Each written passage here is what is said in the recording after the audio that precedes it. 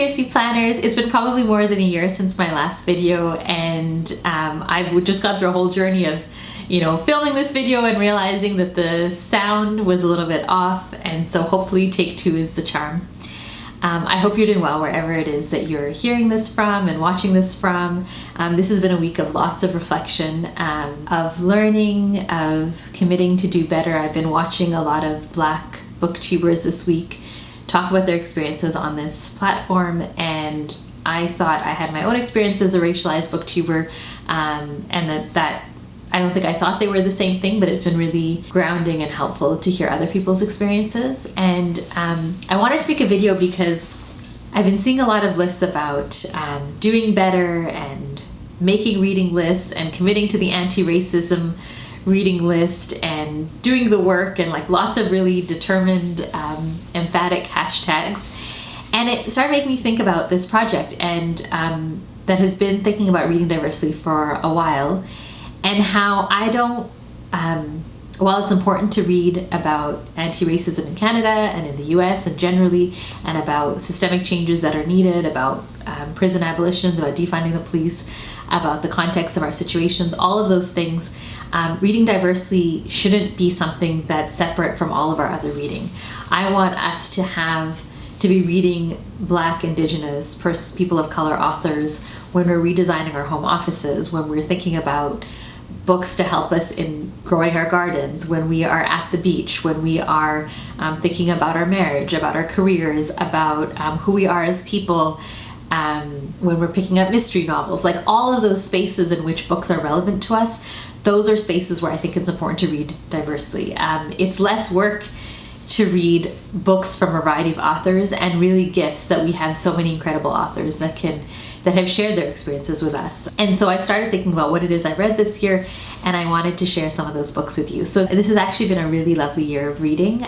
In January, I was reading a number of books about grief, and then I stopped reading for a couple of months. In February and March, I stopped reading, and then we all were inside, and it was COVID. It still is COVID times, but we were a lot more indoors, and as kind of a mental health practice, I started reading again.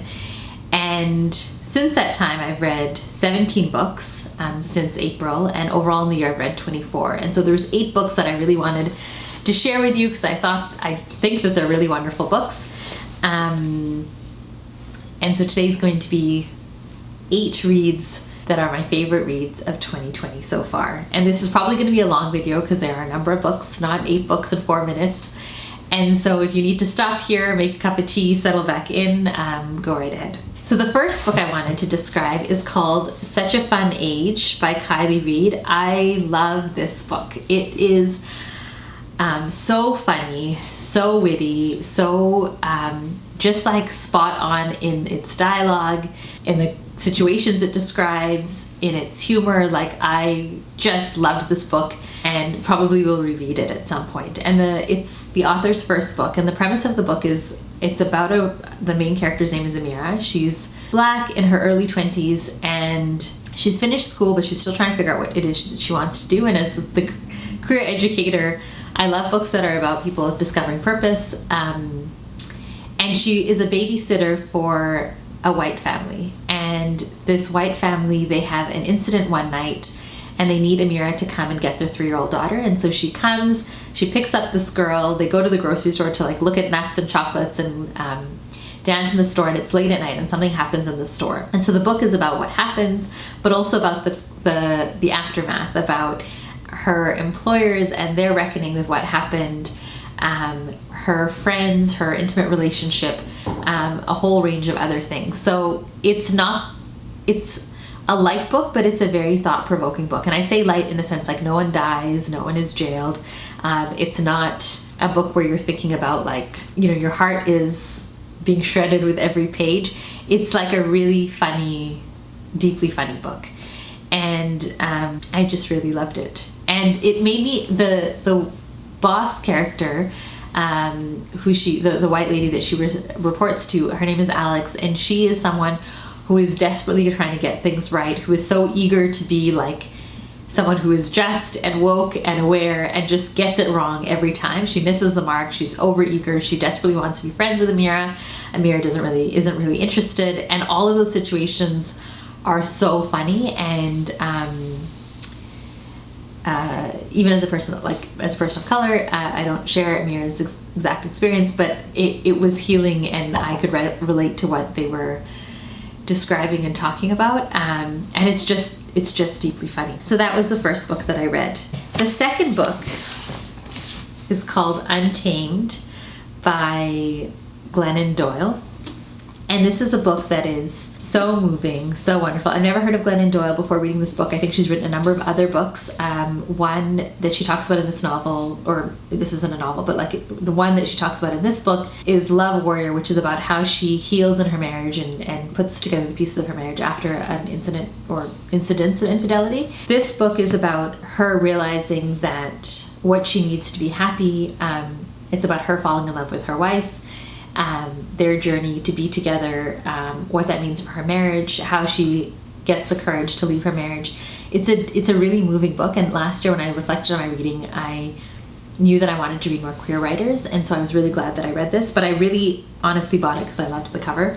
And when I read it, even though we were really indoors at that time, when I needed it, I would go to a park nearby and sit on a rock with a journal and the book and get kind of emotional because it has so many different things to offer its reader. It talks about standing in your own power. It talks about boundaries. It talks about the vision you have for your life. We have a whiteboard at home that we post reflections, and one of the reflections that was on our board while I was reading and afterwards was a question she poses about like, what is the truest, most beautiful story you have for your life?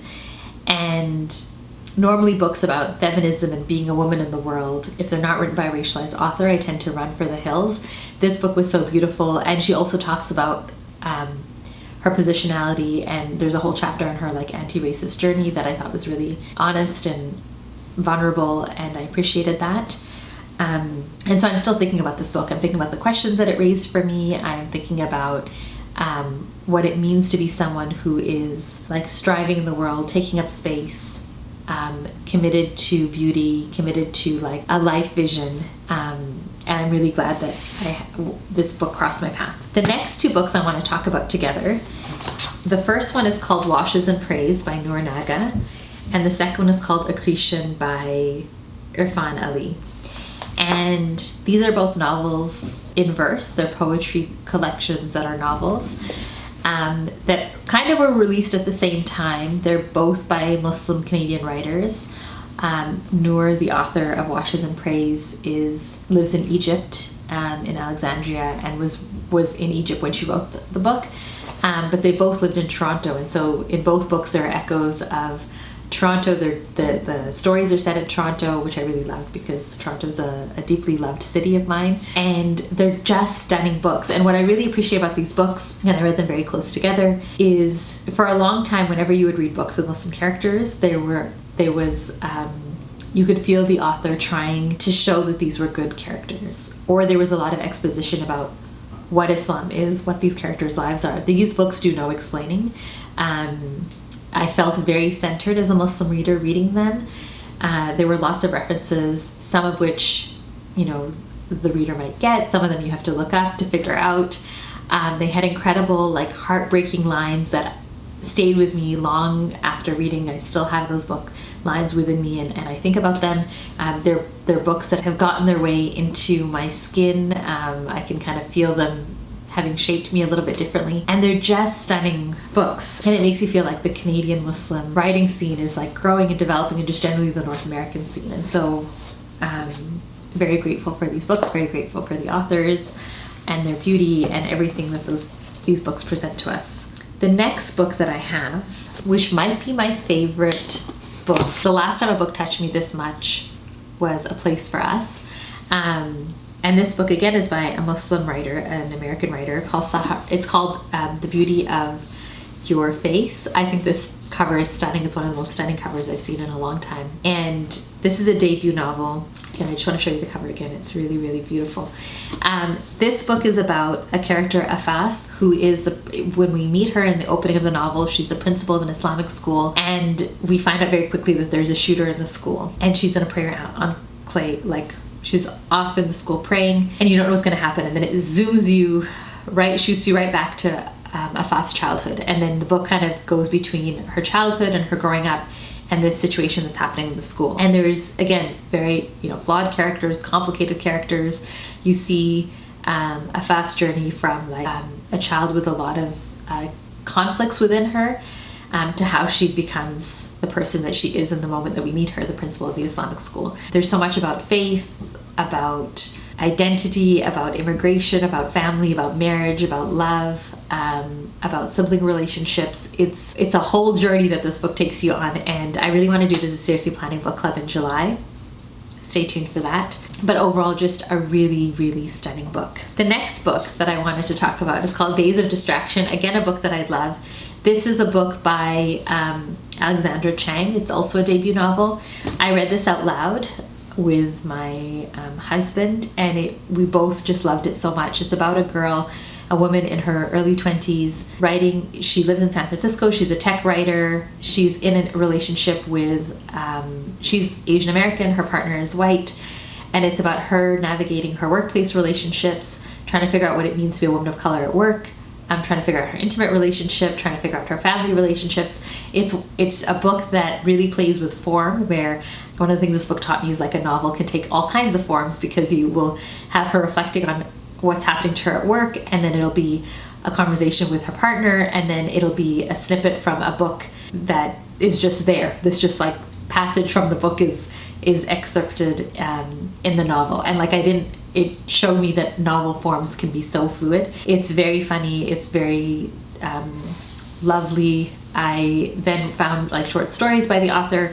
I feel really committed to like following her work. And if you've read Chemistry, which is a book that I read a few years ago, and I think I might have done a video on, this sort of reminded me of Chemistry, although it's a very different novel. And I just really loved it.